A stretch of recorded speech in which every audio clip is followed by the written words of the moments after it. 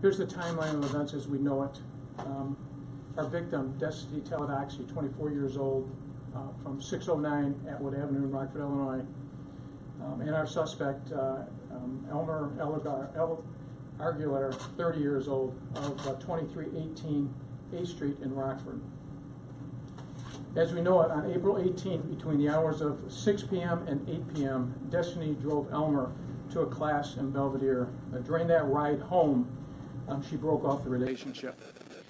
On April the 19th, at 6:30 p.m., Destiny and her ex-boyfriend, not to be confused with Elmer, were together. On April 20th, at 5:30 a.m., Destiny left her ex-boyfriend's house. Between the hours of 5:43 a.m. and 6:30 a.m., Destiny was active on her cell phone, texting, messaging, and phone calls.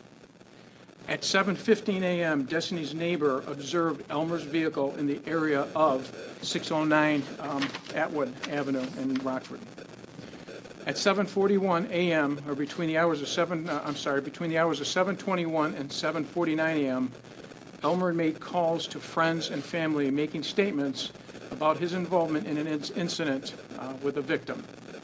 At between 7:42 and 8:56, Destiny's car is seen violating several tolls: I-90, 294, and I-94.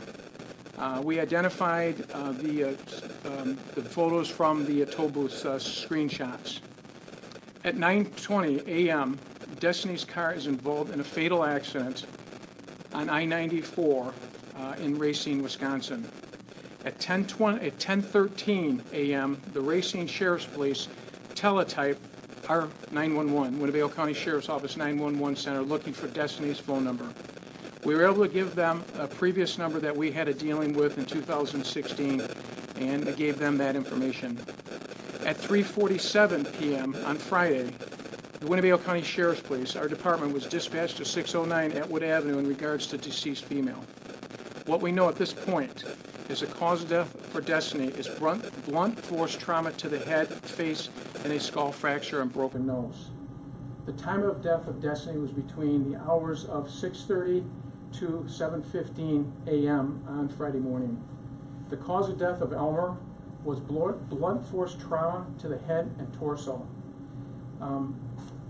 As far as the identification of Elmer, we can't 100% positively identify it until we do get fingerprints back and the fingerprints analysis and DNA results.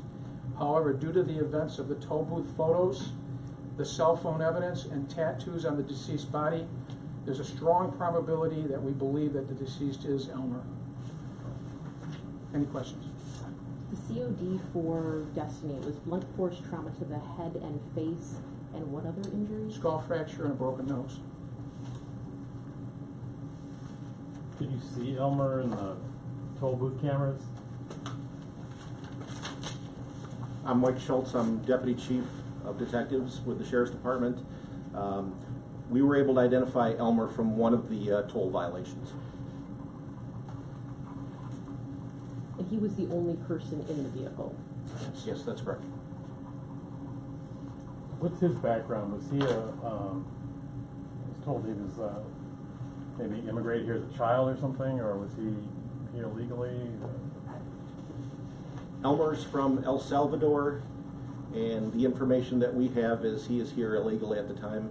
As far as any criminal background in the area on Elmer, locally we only know of 2 DUI arrests in this area. What is Elmer's last name, you said? Aguilar. Would you like me to spell it? Yes, please. Aguilar, and he is 30 years old. And what was his address again? 2318 8th Street.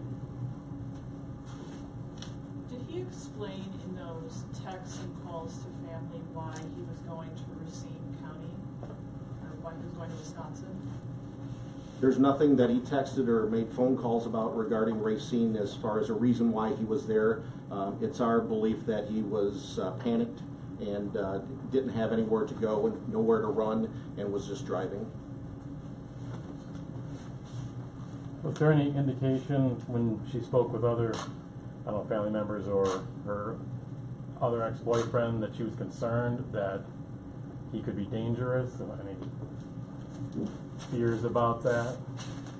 She didn't express any fears or concerns to family. However, we discovered from prior texts, Facebook messages, that he had been stalking her, and but she didn't express concern or fear of that. And obviously didn't report that to anyone. The police department in Rockford or the sheriff's department had not received any domestic-related reports involving the two of them.